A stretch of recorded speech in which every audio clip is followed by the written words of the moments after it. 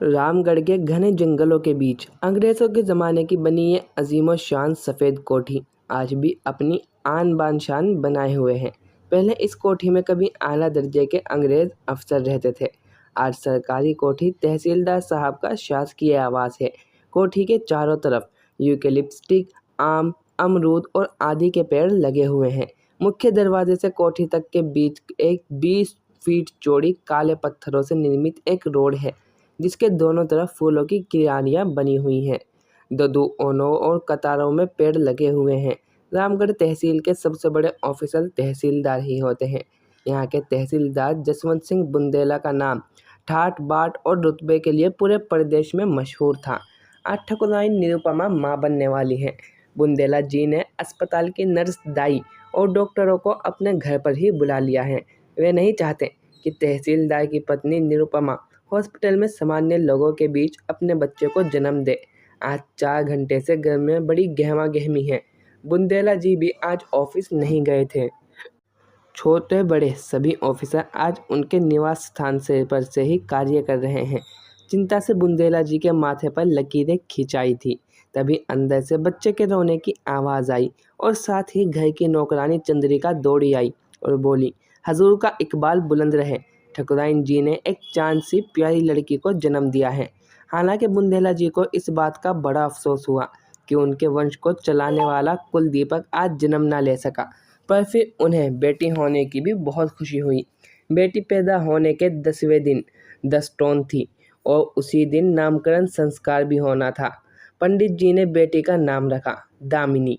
ठाकुर बुंदेला जी ने पंडित जी से अपनी बेटी का भाग्य कैसा है। पंडित जी ने सारी गणना की और थोड़ी देर सोच में पड़ गए। फिर उन्होंने सोच समझकर तहसीलदार को बताया, सर जी, आपकी बेटी पढ़ाई लिखाई में बहुत अच्छी निकलेगी, बस बीच में इसका जीवन ठीक नहीं रहेगा। हालांकि बाद में यह फिर सामान्य जीवन जी सकेगी। ठीक है, कहते हुए बुंदेला जी ने पंडित जी को दक्षिणा देकर विदा कर दिया। दामिनी गोल मुंह वाली, सामान्य से दिखने वाली बच्ची थी, जिसकी नाक अंदर को बैठी हुई थोड़ी चपटी सी थी। रंग गोरा और कद सामान्य था। इस तरह वे सामान्य नैन नक्श की एक औसत सी लड़की थी। धीरे धीरे दामिनी बड़ी होने लगी। पढ़ाई की तरफ से शुरू से ही उसका रुझान था। वे मितभाषी और अंतर्मुखी लड़की थी। जब दामिनी 3 साल की हुई तो ठकुराइन को फिर एक संतान की प्राप्ति हुई। वे उनके कुल का दीपक लड़का था। उसका नाम अमर रखा गया, अमर सिंह बुंदेला। अब तहसीलदार साहब के आनंद की कोई सीमा नहीं थी। धीरे धीरे दोनों बच्चे बड़े होने लगे। दोनों भाई बहन में प्रेम भी था और झगड़ा भी होता रहता था। समय इसी तरह गुजरता गया और दामिनी कक्षा 4 में आ गई। दामिनी के पिताजी ने कोठी के बाग में काम करने के लिए एक माली रखा हुआ था। कभी कभी उसका बेटा नितिन भी उसके साथ काम करने तहसीलदार साहब के बाग में आया करता था। नितिन देखने में एक सुंदर, गोरा चिट्ठा और पढ़ाई में होशियार बच्चा था। दामिनी को नितिन के साथ खेलना और उससे बातें करना बेहद अच्छा लगता था। नितिन कभी दामिनी के लिए कहानी सुनाता, कभी उसके लिए अपनी टूटी फूटी आवाज़ में गाना गाता। उसे दामिनी की संगति शायद अपने पुरानों से भी ज़्यादा प्यारी थी। धीरे धीरे दामिनी और नितिन की मुलाकातें बचपन से बड़े होते बच्चों की तरह बदलने लगी। 8वीं 9वीं क्लास में आते आते नितिन और दामिनी की दोस्ती दोस्त से हटकर प्रेम की तरफ बढ़ने लगी। एक दिन जब नितिन और दामिनी बगीचे में बैठे थे, दामिनी के हाथ के अंगूठे में गुलाब का एक कांटा चुभ गया। उससे खून निकलने लगा और दामिनी की 9 आंखों में आंसू भर आए। नितिन ये देख ना सका और उसने दामिनी का अंगूठा, जहाँ से खून बह रहा था, पकड़कर अपने मुंह में ले लिया। ठीक उसी समय तहसीलदार साहब का आना हुआ।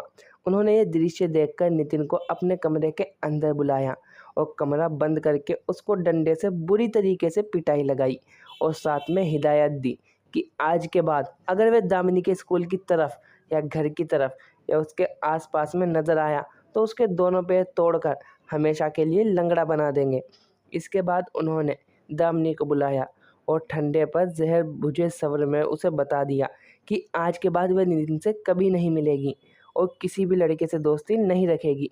पिताबक दामिनी ने सिर हिलाकर मौन सहमति दे दी और उस दिन से फिर उसने कभी नितिन की ओर सिर उठाकर भी नहीं देखा। हालांकि उसे नितिन की बहुत याद आती रहती थी और उसे याद करते मन ही मन रोती भी रहती थी। समय बीता। तहसीलदार का बेटा अमर सिंह बुंदेला बीए कर चुका था तथा उसने एमबीए के भर्ती की परीक्षा कैट पास कर ली थी। साहब ने अपने बेटे अमर सिंह को आगे की पढ़ाई के लिए एमबीए करने के लिए दिल्ली के एक कॉलेज में एडमिशन दिला दिया और घर पर अब दामिनी, ठकुराइन और तहसीलदार साहब रहते थे। इसी बीच ठकुराइन मनोरमा का स्वास्थ्य खराब रहने लगा। इसके बाद भी काफ़ी इलाज के बाद भी उनके स्वास्थ्य में कोई सुधार ना हुआ और धीरे धीरे उन्होंने बिस्तर पकड़ लिया।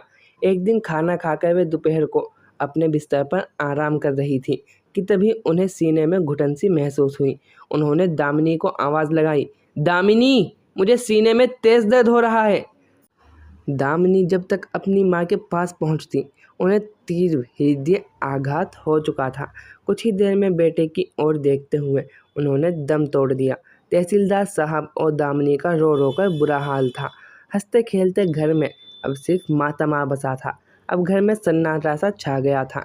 बुंदेला जी भी अपनी पत्नी के मौत के गम में बुरी तरीके से टूट चुके थे। उन्होंने अपने बेटे अमर सिंह दिल्ली माँ के देहांत की सूचना दी। माँ की मौत पर वह कुछ दिन के लिए घर आया और माँ के अंतिम क्रियाक्रम करने के बाद वह कुछ दिन घर पर रुककर वापस अपने हॉस्टल चला गया। समय गुजरता गया। इसी बीच दामिनी ने इंग्लिश लिटरेचर से बीए पास कर लिया। उसके बीए में 70% अंक आए और वह अपने कॉलेज में प्रथम रही और फिर एमए साइकोलॉजी में भी एमए कर लिया। एमए में भी उसके 66% अंक आए और वो अपने कॉलेज में प्रथम स्थान पर थी। दामिनी के पापा ये कभी नहीं चाहते थे कि उनकी बेटी किसी भी ऑफिस या बैंक में क्लर्क या मास्टर की नौकरी करे। इसी कारण उन्होंने दामिनी को इस तरह की नौकरी के फॉर्म ही नहीं भरने दिए थे। तहसीलदार साहब की निगाह में कुछ रुतबे वाली नौकरियां ही अच्छी नौकरियां थी, जैसे तहसीलदार, डिप्टी कलेक्टर या पुलिस इंस्पेक्टर आदि। उन्होंने अपनी बेटी को इन्हीं में से नौकरी के लिए आवेदन करने के लिए कह रखा था। पर दुर्भाग्य से मध्य प्रदेश में उन दिनों पीएससी की कोई पोस्ट ही नहीं निकल रही थी। अब रह गई थी सिर्फ पुलिस इंस्पेक्टर की जॉब। इसलिए दामिनी सब इंस्पेक्टर बनना चाहती थी। अब वह पुलिस में भर्ती होना चाहती थी। बस यही उसका सपना था। इसलिए वह प्रतिदिन 5 किलोमीटर दौड़ती थी। उसमें योग्यता की कोई कमी नहीं थी। उसने कंप्यूटर का डिप्लोमा भी कर रखा था। दामिनी सुबह 5 बजे उठकर अपनी जॉगिंग ड्रेस पहनकर कोठी के बाहर निकलती और दामिनी ने घर से बाहर निकलकर अपनी स्ट्रेचिंग एक्सरसाइज करती। चिड़ियों की चहचहाहट से लेताल करते हुए उसके कदम अपने आप 5 किलोमीटर की दौड़ के लिए गति पकड़ जाते। सुनसान रोड पर वे लगातार अकेली 2.5 किलोमीटर तक दौड़ती चली जाती और मील के पत्थर के पास जाकर कुछ देर उसने अपनी सांसों को काबू करके फिर तेजी से वापस अपनी कोठी की तरफ दौड़ी चली आती। दामिनी के मन में अपने शरीर की फिटनेस से भी ज़्यादा पुलिस इंस्पेक्टर बनकर अपने आप को आत्मनिर्भर बनाने की चाहत थी। इसी कारण वे बिना आलस्य किए प्रतिदिन नियम से सुबह उठकर दौड़ने के लिए निकल जाती। रास्ते में नितिन का घर भी पड़ता था, पर वहाँ पिछले 2 साल से ताला झूल रहा था। दामिनी को उसके कारण नितिन पर हुए अत्याचार याद आ जाते। नितिन की पिटाई का दर्द उसने अपने हृदय में महसूस करके उसकी आंखों में आंसू आ जाते। तभी उसे उस दिन दोपहर के बाद की घटना याद आ गई, जब वे घर के बगीचे में दौड़ते दौड़ते अचानक ही नितिन से टकरा गई थी और नितिन ने उसे गिरने से बचाते हुए उसकी बाहें अपने हाथों में थाम कर बिना एक भी शब्द कहे अपनी आंखें उसकी आंखों में गड़ा दी थी। उन दोनों की आंखों में उस दिन जो हुआ उसे उन दोनों के दिल ने ही महसूस कर पा रहा था। दोनों एक दूसरे में कई मिनट तक खोए रहे थे और दोनों को ही लग रहा था कि काश यह वक्त यहीं थम जाए। अचानक इस घटना को याद करके दामिनी के शरीर में एक झुरझुरी सी दौड़ गई। उसके मन ने कहा, क्या यही प्यार होता है?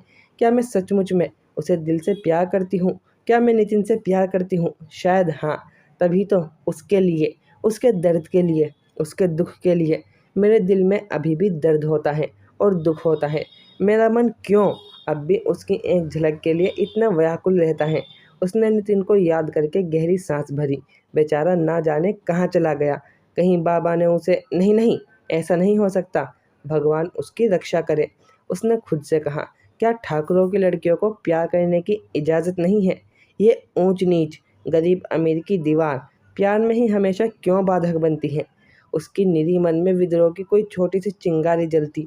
उससे पहले ही उसे अपने तहसीलदार पिता का रोबीला चेहरा याद आ जाता और प्यार का फितूर एक पल में ही ऐसे गायब हो गया जैसे वह कभी था ही नहीं। वे दौड़ पूरी करके वे लान पे पड़ी हुई कुर्सी के ऊपर बैठकर अपना पसीना सुखाने लगी। तभी चंद्रिका चाय का प्याला लेकर उसके पास चली आई। बोली, बिटिया चाय पी लो, इतनी दूर तक दौड़ के तुम थक गई होंगी। धामनी ने धन्यवाद काकी कहते हुए चाय का प्याला हाथ में थाम लिया। तभी जसवंत सिंह जी के कमरे से तेज खांसने और कराहट की आवाज़ आई। दामिनी चाय का प्याला थामे हुए तेजी से अपने पापा के कमरे की ओर चली गई और दरवाज़ा खोलकर उनके पलंग पर जा बैठी। दामिनी की मां के देहांत के बाद ठाकुर जसवंत सिंह जी का स्वास्थ्य अचानक खराब होने लगा था। उन्हें अक्सर बुखार आ जाता था तथा शारीरिक तौर से बहुत कमज़ोर हो चुके थे। डॉक्टर उनसे कहते थे कि पत्नी का गम भुलाकर यदि आप दुनियादारी में मन लगाएंगे तो आप बहुत जल्दी ठीक हो जाएंगे। आपकी बीमारी शारीरिक नहीं, मानसिक बीमारी है। आप पत्नी के गम में बहुत बुरी तरीके से टूट चुके हैं, पर पत्नी के वियोग को भुला देना तहसीलदार साहब के बस की बात नहीं थी। दामिनी ने जसवंत सिंह जी का माथा छुआ। वह काफ़ी गर्म था, उन्हें तेज़ बुखार था। दामिनी ने पूछा, पापा अब आपकी तबीयत कैसी है? अभी आपको बुखार है? तो कराहते हुए जसवंत जी बोले, बेटी तुम्हारी माँ के देहांत के बाद अब मेरा इस दुनियादारी से मोह भंग हो गया है और इसी कारण शायद मेरी अब तबीयत भी ठीक नहीं रहती। खांसते हुए वे बोले, बेटी मुझे हमेशा एक ही डर लगा रहता है कि यदि किसी कारण से मेरा देहावसान हो जाता है तो फिर मेरे बाद तुम्हारी देख रेख करने के लिए कौन बचेगा। इसी कारण मुझे लगता है कि मुझे कोई योग्य लड़का देखकर तुम्हारी शादी कर ही देनी चाहिए। लजाते हुए दामिनी ने कहा, पापा जी मैंने आपसे पहले ही कहा था कि मुझे अपने पैरों पर खड़ा हो जाने दीजिए, मुझे कोई नौकरी कर लेने दीजिए। पर आपने पिछली बार जब टीचर्स की रिक्तियाँ निकली थी और उसके बाद बैंक के ऑफिसर्स के पद के विज्ञापन निकले थे, आपने दोनों जगह पर मुझे अप्लाई ही नहीं करने दिया। आप ही बताएं अभी मुझे कैसे नौकरी मिल जाएगी? बिना नौकरी के और आत्मनिर्भर हुए शादी कर लेना वैसा ही होगा जैसे अपने आप को असहाय अवस्था में दूसरों के हवाले कर देना या बेचारी गाय को किसी खूंटे से बांध देना। गहरी सांस लेते हुए जसवंत सिंह जी ने कहा, बेटी तुम कहती तो सही हो और मैं भी चाहता था कि तुम नौकरी करो, मैं भी तुम्हारी ही तरह सोच रखता हूँ। पर क्या करें, हमारे बुंदेला राजपूत समाज में नौकरी लगी लड़की से अच्छे लड़के विवाह करना ही नहीं चाहते। बस इसी वजह से मैंने हमेशा तुम्हें नौकरी करने के लिए बहुत प्रोत्साहित किया। बेटी मेरे परिचित अजीत सिंह जी के पास काफ़ी ज़मीन जायदाद है। उनका इकलौता बेटा हरियाणा के एक शहर में पुलिस सब इंस्पेक्टर है। वहाँ से तुम्हारे विवाह के लिए पैगाम आया है। ये रिश्ता काफ़ी अच्छा रिश्ता है क्योंकि मेरी बाकी ज़िंदगी का कोई ठिकाना नहीं है। इसलिए मैं चाहता हूँ कि अगले साल में जब रिटायर होऊं उससे पहले तुम्हारा विवाह करके फारिग हो जाऊं। दामिनी का विवाह सानंद संपन्न हुआ। अब विदाई की घड़ी आ गई। दामिनी यादों में अपनी स्वर्गवासी माँ मनोरमा की छवि खोद गई। उसे लगा यदि आज माँ होती तो विदाई के मतलब ही दूसरे होते। तभी ठाकुर जसवंत सिंह जी घर के अंदर आए और बेटी को गले लगाकर फूट फूट कर रो पड़े। दामिनी के भाई अमर सिंह और सह संबंधियों ने मिलकर दामिनी को दहेज की दी हुई कार में बिठाकर विदा कर दिया।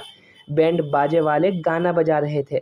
दामिनी को गाना सुनकर ऐसा महसूस हुआ जैसे वे अपने सपनों के राजकुमार के साथ ससुराल में एक संपूर्ण सुखमय और आनंद में जीवन व्यतीत करने के लिए आज घर से विदा होकर निकल पड़ी हैं। उसने मन ही मन निश्चय किया कि वे अपने पति के लिए और उसके परिवार के लिए अपना सब कुछ उत्सर्ग कर देगी और अपने परिवार को स्वर्ग से सुंदर बनाकर रखेगी। घर की मालकिन होकर भी वे अपने आप को घर की सेविका ही समझेगी। अपने मायके से पानीपत तक जाने का सफ़र लगभग 6 से 7 घंटे का था। कार में दामिनी और उसका पति जयंत दोनों पीछे की सीट पर थे और सामने की सीट पर ड्राइवर के साथ उसके रिश्ते की एक ननंद जानकी बैठी हुई थी। जानकी दामिनी की हर छोटी बड़ी ज़रूरतों का ध्यान रख रही थी और साथ ही साथ दामिनी से चुहलबाजी भी करती जा रही थी। दामिनी ने ध्यान से अपने पति की ओर देखा। उसका पति जयंत सिंह लंबा, ऊंचा, बलिष्ठ गबरू जवान था। शक्ल सूरत मध्यम दर्जे की थी और देखने में पहलवान दिखाई देता था। वह कार में दामिनी को बैठे बैठे ही ऐसे छेड़ रहा था जैसे किसी बेबस लड़की को कोई बेशरम मनचला अपहरण करके अपनी कार में उठा लाया हो और उसकी बेबसी का नाजायज़ फ़ायदा उठा रहा हो। उसे ना तो अपने रिश्ते की बहन जानकी की शर्म थी और ना ही उस ड्राइवर की जो उन दोनों को मिरर में घूर रहा था। ऐसी परिस्थिति में दामिनी अपने आप को अत्यंत असहज महसूस कर रही थी। दामिनी के मन में अपने पति को लेकर तरह तरह के विचार आ रहे थे। कभी उसे लगता कि उसका पति शायद उसके प्यार में दीवाना हो रहा है और उसे इंतज़ार सहन नहीं हो रहा है। कभी उसे ख्याल आता कि ये कैसा पति है जो अपनी पत्नी की मर्यादा और इज्जत का भी ख्याल नहीं रख सकता। पत्नी तो ठीक है, अपनी बहन की मर्यादा का तो ध्यान रख ही सकता था, पर वह तो उसके सामने ही छी छी किस तरीके का आदमी है जिसे लाज शर्म नाम की कोई चीज़ नहीं है। ये सोचकर उसकी आंखों में आंसू भर आए। दामिनी इसी तरीके से यात्रा करते हुई अपने ससुराल पानीपत जा पहुंची। घर में दामिनी के ससुर और चाचा ससुर और उनके बच्चे मौजूद थे। चाची सास ने उसका परछन किया, आरती उतारी और उसका हाथ पकड़ के देहरी के अंदर ले गई। शाम को माता पूजा के बाद सब लोगों ने खाना खाया और इसके बाद दामिनी को एक सजे सजाए शयन कक्ष में भेज दिया गया। रात को लगभग 1:30 बजे जयंत सिंह नशे में धुत लड़खड़ाते हुए कमरे में आया। वह शयन कक्ष में आकर सीधा पलंग पर जा गिरा। दामिनी अपने पति का यह रूप देखकर भौचक रह गई। दामिनी के घर में दामिनी के पिता चाचा कोई भी शराब नहीं पीते थे। उनका घर मर्यादा से भरा घर था और यहाँ तो सुहाग रात के समय ही, हे भगवान, मेरी ये कैसी किस्मत है, सोचकर दामिनी सन्न रह गई। जयंत बिस्तर पर लेटा बैठा थोड़ी देर तक मरा हुआ भयभीत हीनी सी दामिनी को देखता रहा। फिर अचानक वह बिस्तर से उठा और अचानक उसने दामिनी को तेज धक्का देकर पलंग पर गिरा दिया। दामिनी को ऐसा लगा जैसे अचानक ही जयंत पर हिस्टीरिया का दौरा पड़ गया हो। उसके बाद उसने वहशी की तरह उसके बदन से साड़ी खींचकर अलग फेंक दी। उसके होंठ विकृत हो गए और आंखें लाल। उसने झटके से दामिनी के शरीर से कपड़े अलग कर दिए और बर्बरता के साथ पाशविक अंदाज में असभ्य गाली बकते हुए उसने अपनी पत्नी के साथ सुहागरात मनाई और इसके बाद एक लात मारकर उसने नग्न दामिनी को पलंग से नीचे गिरा दिया और नशे में गंदी गालियां बकते हुए पलंग पर सो गया।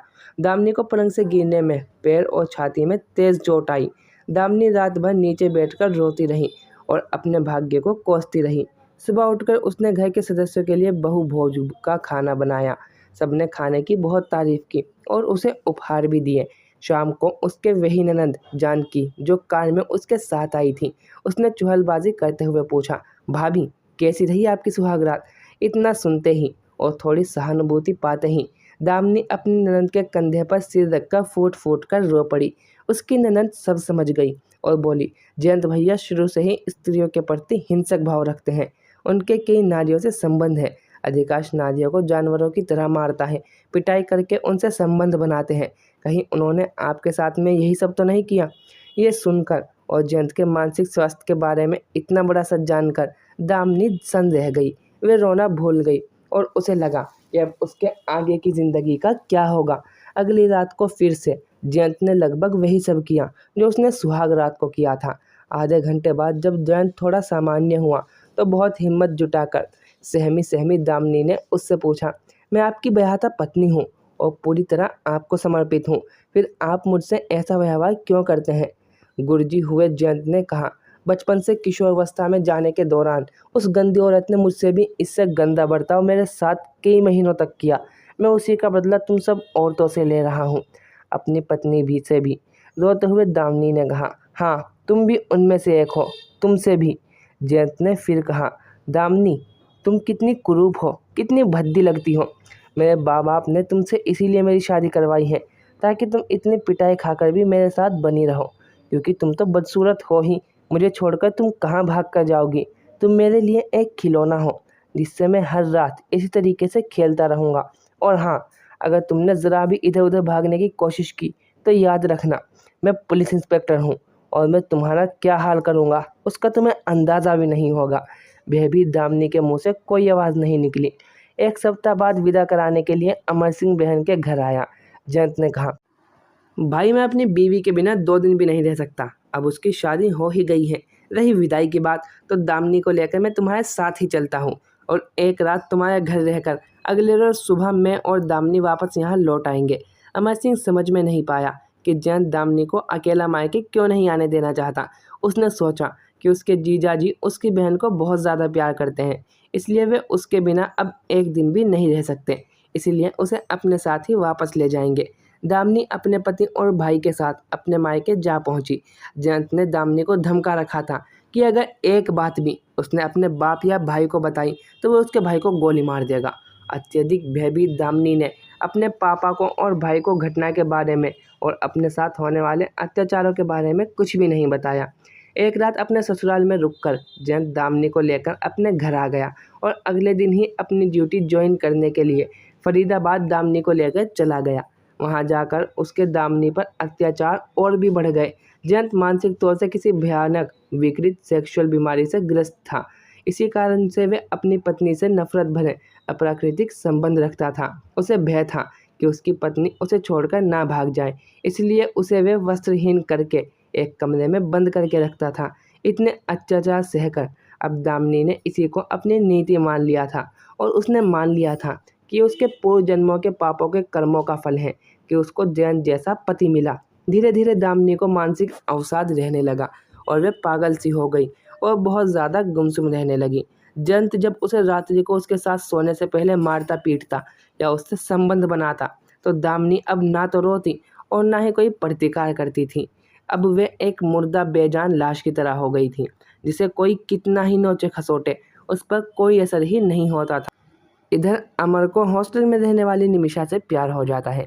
एक दिन अमर और निमिषा जंगल की तरफ घूमने चले गए। वहाँ एक लकड़भग्गे ने निमिषा पर हमला कर दिया। अमर ने बीच में आकर लकड़भग्गे की अरे से दूर फेंक कर मारा। लकड़भग्गे ने अमर पर हमला कर दिया। अमर की जान खतरे में देखकर एनिमेशन लकड़भग्गे के ऊपर लकड़ी से हमला कर दिया, जिससे लकड़भग्गा तो भाग गया परंतु अमर घायल हो गया। निमिषा किसी तरह मोटरसाइकिल तक अमर को लेकर आई और उसे हॉस्पिटल लेकर गई। 1 महीने तक अमर हॉस्पिटल में एडमिट रहा। उसकी खूब सेवा की। दरअसल निमिषा एक गरीब घर की लड़की थी। वे अमर को इकलौता अमीर घराने का वारिस समझकर उसे अपने प्यार के जाल में फंसाना चाहती थी, परंतु लकड़भग्गे वाली घटना के बाद उसे अमर से सचमुच में प्यार हो जाता है। एक दिन निमिषा को अपनी सहेली से बातें करते हुए अमर सुन लेता है। निमिषा की सारी हकीकत उसके सामने आ जाती है। चूँकि निमिषा अब बदल चुकी थी तो अमर उसे माफ़ कर देता है और अपने खून से उसकी मांग भर देता है और उसे वचन देता है कि वह उसी से ही शादी करेगा। अमर को अपने पिता के पास वापस जाने के लिए मात्र 4 दिन और बचे थे। इसके बाद उसे अपनी नौकरी ज्वाइन करने भी जाना था। उसे अपने पिता को सब कुछ बताना था और उन्हें निमिषा से शादी के लिए राज़ी भी करना था। अमर सिंह के लिए बहुत बड़े बड़े घरों से अच्छे अच्छे रिश्ते आ रहे थे। ऐसे में माता विहीन गरीब निमिषा से विवाह के लिए पिताजी को मना लेना उसे एक टेढ़ी खीर ही लग रहा था। आज सुबह अमर को पिता के पास जाना था। उसने अपना सारा सामान पैक कर लिया। निमिषा सुबह ही अमर के घर आ गई थी और उसकी पैकिंग में मदद कर रही थी, पर आज उसकी आंखों में थोड़ा सा संशय था। अमर ने एक बार फिर उससे कहा कि मैं अपने पिताजी को हर हालत में मना लूँगा और यदि किसी कारण पापा नहीं मानते तो फिर हम दोनों आर्य समाज मंदिर में अपने दोस्तों और रिश्तेदारों की उपस्थिति में विवाह बंधन में बंध जाएंगे। अमर की टैक्सी आ चुकी थी और अमर निमिषा को सांत्वना देकर टैक्सी में बैठ गया और टैक्सी उसके पापा की नई पोस्टिंग प्लेस मुरैना की तरफ चल पड़ी। अमर रास्ते में अपनी बहन दामिनी के बारे में सोचता जा रहा था। उसे लग रहा था कि जयंत दामिनी को कितना प्यार करता है। अभी 2 माह पुरानी बात है, जब अपनी बहन के घर पहली बार उसे विदा कराने गया था, तब जयंत भी दामिनी के साथ ही फेरा करने के लिए उसने सोचा, विवाह के बाद मैं भी निमिषा को इतना ही प्यार करूंगा ताकि उसका जीवन खुशियों से भर जाए। घर पहुंचकर वे सीधा पापा के कमरे में पहुंचा। पापा भगवान की आरती और संध्या वंदन करके अभी निवृत्त हुए थे। अमर को सामने पाकर उनका चेहरा खुशी से चमक उठा। बुंदेला जी बोले, बेटा अब तो तुम्हारी परीक्षा भी हो चुकी और पढ़ाई खत्म हो गई है। अब तो तुम मेरे पास काफ़ी दिन तक रुकोगे। पापा के गले लगकर अमर बोला, पापा शायद आप भूल रहे हैं कि मेरी प्लेसमेंट हो चुकी है और मुझे अपनी नौकरी ज्वाइन करने के लिए जल्दी से जल्दी निकलना है। अरे हाँ बेटा, ये तो मैं भूल ही गया था। दामिनी तो अपनी ससुराल चली गई और अब तुम भी अपनी नौकरी पर चले जाओगे। बेटा मेरा रिटायरमेंट अब करीब ही है। इसके बाद तो मैं गाँव में अपने घर में बिल्कुल अकेला ही रह जाऊँगा। आप अकेले क्यों रहेंगे पापा? आप मेरे साथ रहेंगे। मैं आपको अकेला छोड़ूंगा ही नहीं। मुझे भी तो आपका साथ चाहिए। पापा के हाथ को अपने हाथ में लेकर अमर ने कहा। रात का खाना खाते समय तहसीलदार साहब ने अमर से कहा, बेटा ठाकुर हरदयाल सिंह एक बड़े इंडस्ट्रियलिस्ट हैं। उनकी इकलौती बेटी जानवी का रिश्ता तुम्हारे लिए आया है। शादी करने के बाद तुम्हें बैंक में नौकरी करने की ज़रूरत ही नहीं होगी, क्योंकि तुम और जानवी मिलकर ठाकुर साहब का बिजनेस संभालोगे। ठाकुर साहब ने तुम्हें देखा भी है और उनकी बेटी भी तुम्हें अच्छी तरीके से जानती है। वे दोनों तुम्हें पसंद भी करते हैं। मैं उन्हें फ़ोन कर देता हूँ और वे लोग कल या परसों तक यहाँ आकर सगाई की रस्म कर देंगे। मुंह में खाने का कौर डालते हुए अमर का हाथ रुक गया और उसने पापा से कहा, पापा, मैंने अपने लिए एक लड़की पसंद कर ली है। वे गरीब घर की है पर बहुत संस्कार वाली लड़की है। वे आपका पूरा ध्यान रखेगी। पापा ने खाना बंद कर दिया और बोले, फिर मेरे वादे का क्या होगा जो मैंने ठाकुर हरदयाल सिंह जी से कर दिया है? लेकिन पापा, मैंने तो निमिषा की मांग अपने खून से भर दी है। और मेरे वादे का क्या होगा जो मैंने माँ भावनी के सामने अपने बुंदेला कुल की आन लेकर निमिषा से किया है? तुम उसे भूल जाओ बेटा, हम उसे ढेर से रुपये देकर समझा देंगे। ठाकुर साहब बहुत बड़े आदमी हैं, ऐसा मौका हाथ से नहीं जाने देना चाहिए। अमर ने लकड़बग्घे के हमले वाली सारी घटना सुनाते हुए कहा। जिसने मेरी जान बचाई उसकी ज़िंदगी में कैसे बर्बाद कर सकता हूँ? आंखों में आंसू भरते हुए अमर ने कहा, पापा, निमिषा बहुत अच्छी लड़की है। सोचो, यदि ऐसा किसी ने अपनी दामनी के साथ किया हो तो? तहसीलदार साहब कुछ बोलने ही वाले थे कि अमर ने कहा, पापा, आपको मेरी बात की लाज रखनी होगी। मेरे जीवन में आपसे कुछ भी नहीं मांगा। आज मैं आपसे निमिषा की खुशियाँ मांगता हूँ। मुझे दे दो पापा। इतना कहकर अमर पापा के पैरों पर गिर पड़ा। बुंदेला जी ने अमर को उठाकर उसके सर पर हाथ फेरते हुए कहा, बेटा, मैं जो कुछ कर रहा था तुम्हारी खुशी के लिए ही तो कर रहा था। यदि तुम्हारी खुशी निमिषा से ही शादी करने में है तो यही सही। मैं ठाकुर साहब से क्षमा मांग लेता हूँ और कल ही हम लोग निमिषा के पिता से उनके घर जाकर रिश्ता मांग लेते हैं। अमर की आंखों से खुशी के आंसू बह निकले और उसने पापा का हाथ पकड़कर बोला, थैंक यू पापा, थैंक यू वेरी मच। आप कितने अच्छे हैं और मेरा कितना ध्यान रखते हैं। अगले दिन तहसीलदार साहब अपने बेटे के साथ निमिषा के पापा के पास गए और उन्होंने निमिषा का हाथ अपने बेटे के लिए मांग लिया। निमिषा के पापा ने खुशी खुशी ये स्वीकार कर लिया। तुरंत अमर ने यह सूचना फ़ोन पर निमिषा को दे दी। निमिषा खुशी से झूम उठी। लगभग 10 दिन बाद अमर की शादी थी।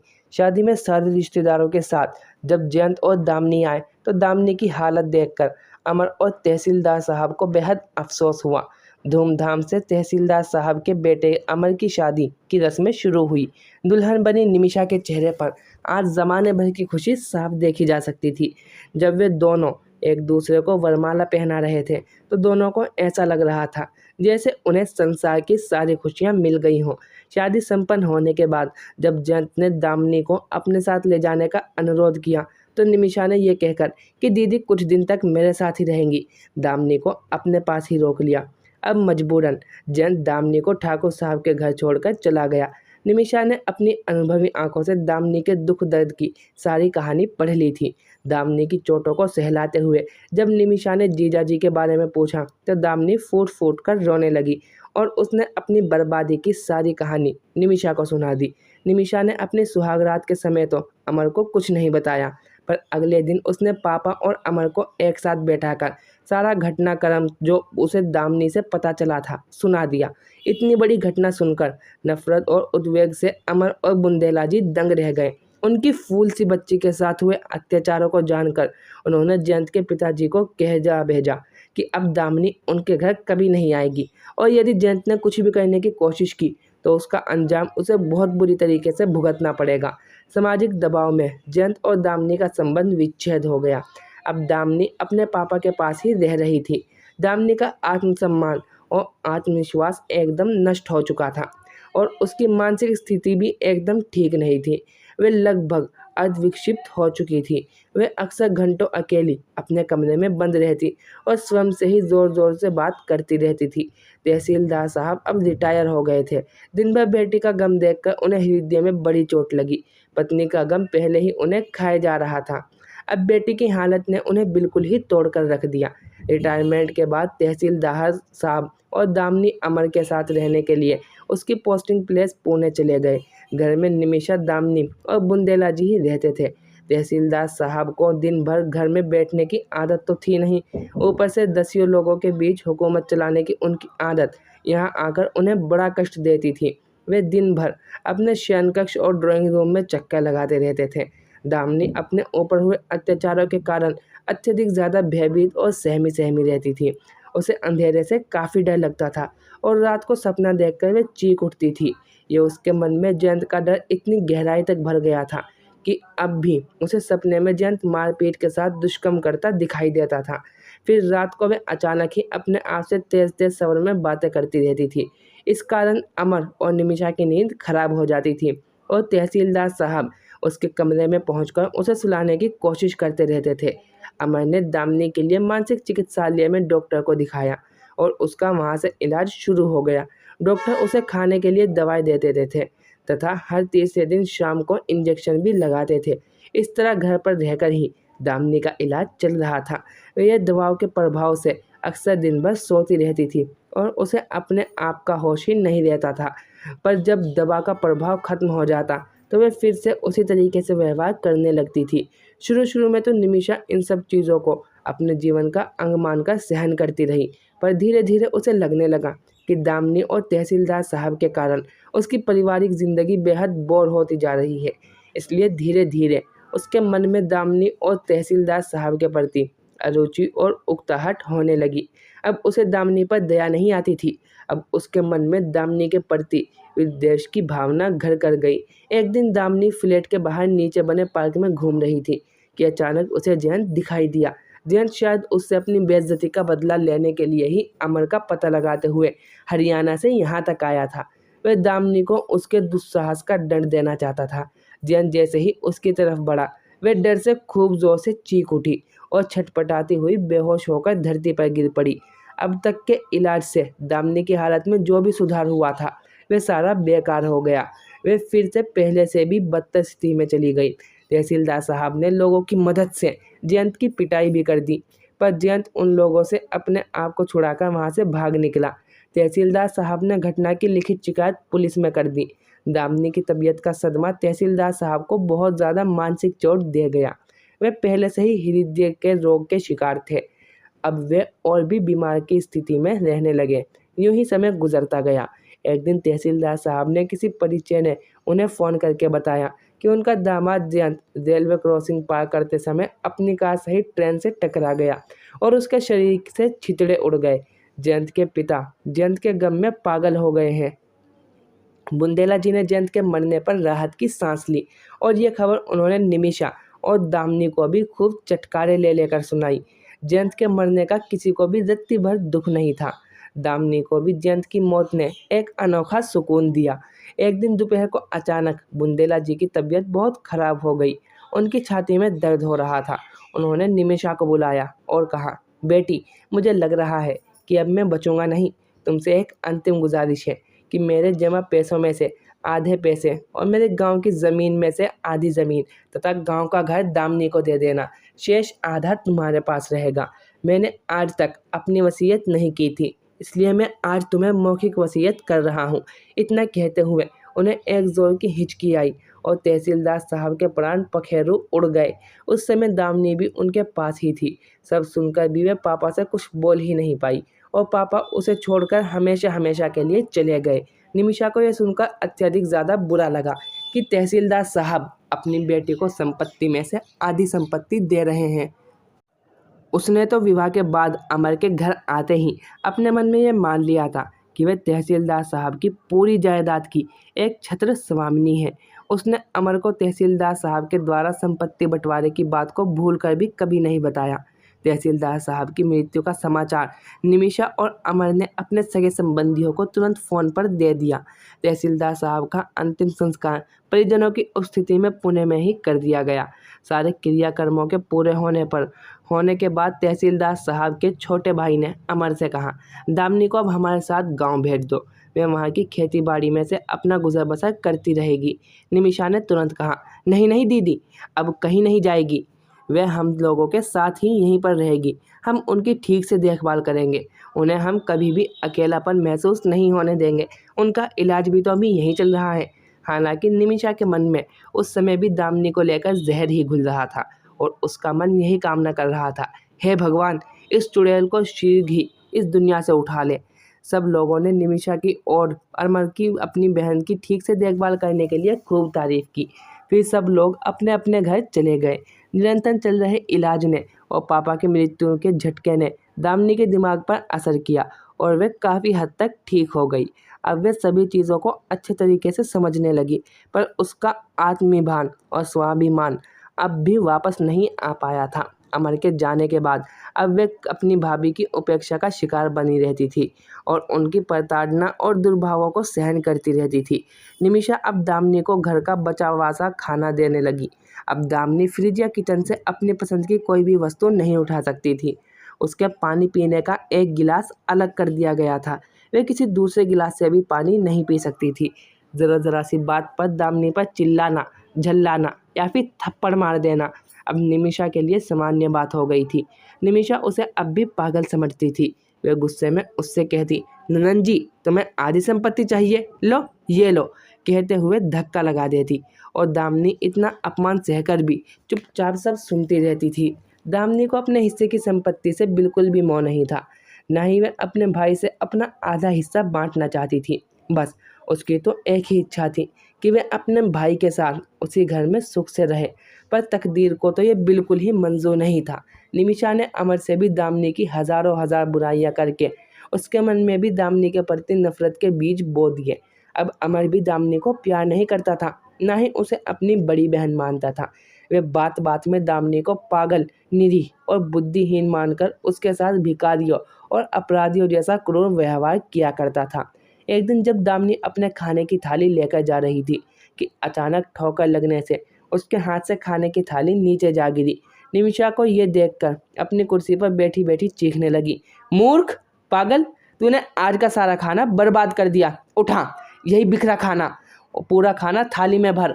आज इसी खाने को तुझे खाना पड़ेगा, कोई और दूसरा खाना नहीं मिलेगा।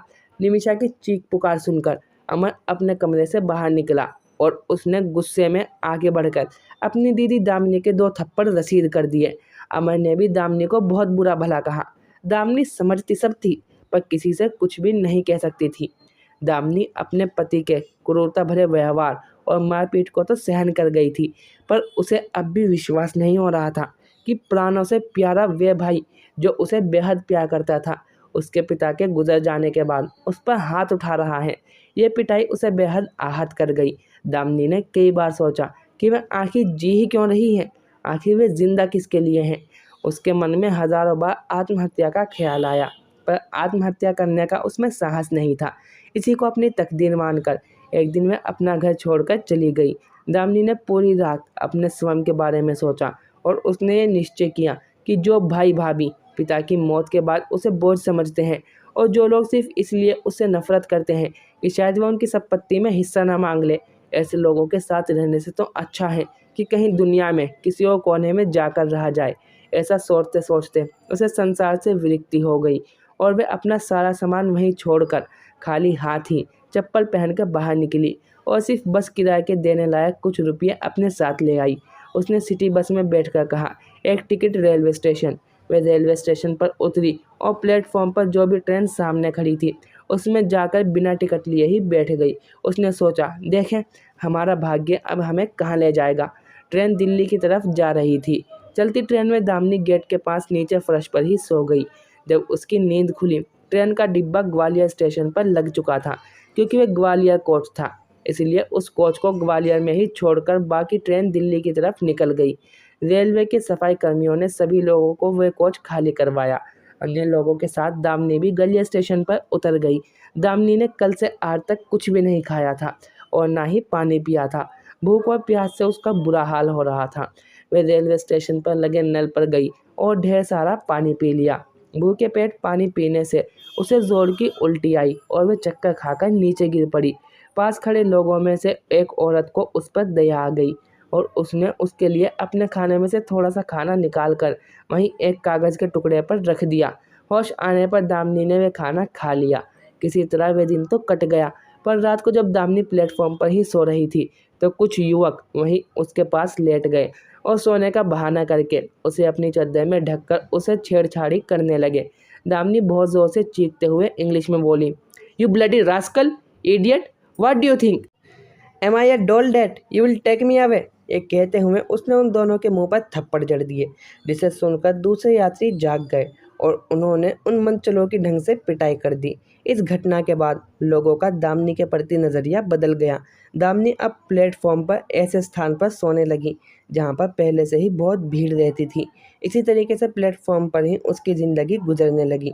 यदि कोई दामिनी को कुछ पैसे देता तो वे शिष्टा के साथ पैसे लेने से मना कर देती। यदि कोई उसे खाने की कोई भी वस्तु देता तो वे चुपचाप लेकर खा लेती थी।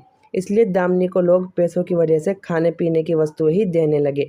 धीरे धीरे उसके चर्चे पूरे प्लेटफॉर्म के वेंडर और सभी दैनिक यात्रा करने वाले पैसेंजर में फैल गए। जब भी कोई महिला उससे बात करती तो दामिनी शिष्टाचार हिंदी और इंग्लिश में सामने वाले के प्रश्न के अनुसार संक्षिप्त जवाब दे देती, अन्यथा वे हमेशा खामोश यानी चुप ही रहती।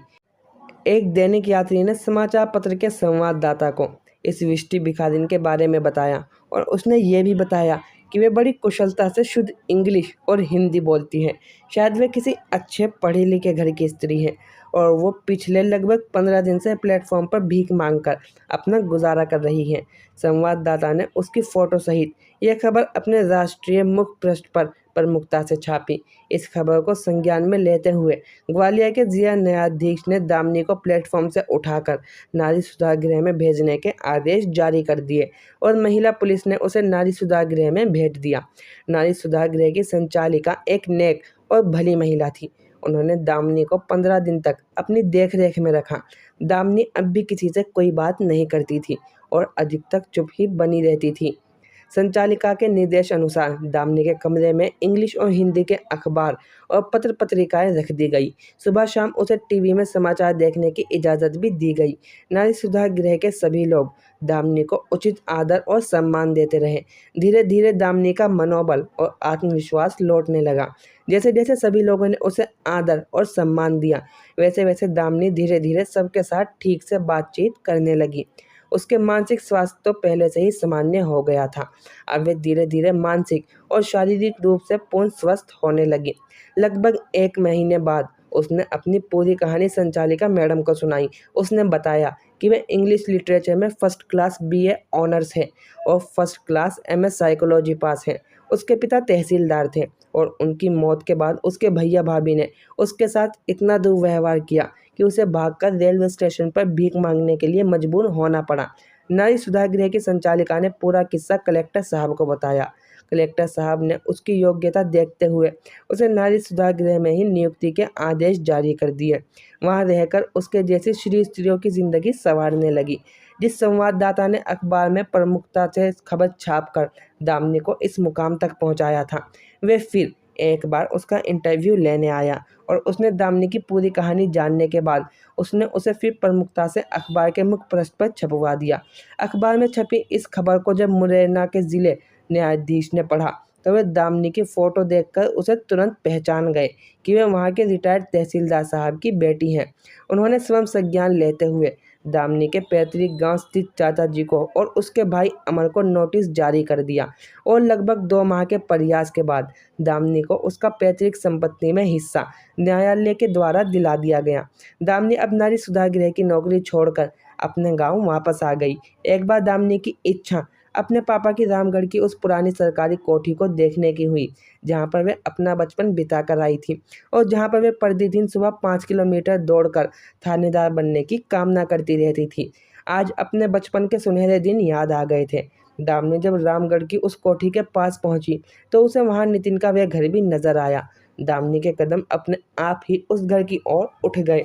वहां जाकर उसने देखा उसका अपना नितिन अपने घर में बैठा अपने औजारों को संभाल रहा था। दामिनी को देखते ही नितिन के मुंह से आश्चर्य से निकला, बीबी जी आप यहाँ कैसे? दामिनी ने उसे अपने जीवन के 2-3 सालों में होने वाले सारे घटनाक्रम से परिचित कराया। नितिन ने बताया कि उसके पिता का देहांत हो चुका है और अब वे अपने घर में निपट अकेला है तथा उसने अपनी पढ़ाई BA पास करने के बाद ही छोड़ दी तथा आजकल वे हॉर्टिकल्चर विभाग में हॉर्टिकल्चरिस्ट के पद पर कार्यरत हैं। दामिनी की अपने पूर्व पति से मिली प्रताड़ना तथा भाई भाभी की घृण व्यवहार की सारी घटना सुनकर नितिन की आंखों से आंसुओं की धारा बह चली। उसने दामिनी की ओर देखते हुए कहा, बीवी जी, हालांकि मैं आपके योग्य तो नहीं हूँ, पर आप विश्वास रखिए, मैंने पूरे हृदय से बचपन से ही आपसे बहुत प्यार किया है। यदि आप उचित समझें तो मुझे अपना जीवन साथी बना लें। मुझे ऐसा लगेगा जैसे कि ईश्वर मेरी सारी मनोकामनाएं पूरी कर दी। आज पहली बार नितिन ने अपने मुँह से दामिनी के सामने अपने प्यार का इज़हार किया था। दामिनी तो नितिन से पहले ही प्यार करती थी। दामिनी तुरंत आगे बढ़ी और 2 कदम दौड़कर नितिन की खुली बाहों में समा गई। दामिनी ने कहा, नितिन, पढ़ने लिखने से या बहुत पैसे वाले होने से क्या है, मुख्य चीज़ तो आत्मा की संतुष्टि है। यह मुझे तुम्हारे प्यार से मिल चुकी है। मुझे अब कभी अपने से जुदा नहीं होने देना। नितिन बिना कुछ कहे दामिनी को अपनी बाहों में समाटे घर के अंदर ले गया। दोनों ने बहुत सारी बातें की। अगले दिन दोनों ने मंदिर में जाकर शादी कर ली और इस तरह नितिन और दामिनी ने अपना एक छोटा सा संसार बसा लिया। दामिनी के भाई को भी उसकी गलती का एहसास हो गया था। उसने भी दामिनी से माफ़ी मांगी। दामिनी ने अपने जीवन में इतने कष्टों को सहकर सुकून भरे जीवन को प्राप्त किया था। आपको दामिनी की कहानी कैसी लगी हमें कमेंट करके ज़रूर बताइएगा और हमारे चैनल को भी सब्सक्राइब ज़रूर करें। मिलते हैं नेक्स्ट वीडियो में। Thank you for watching.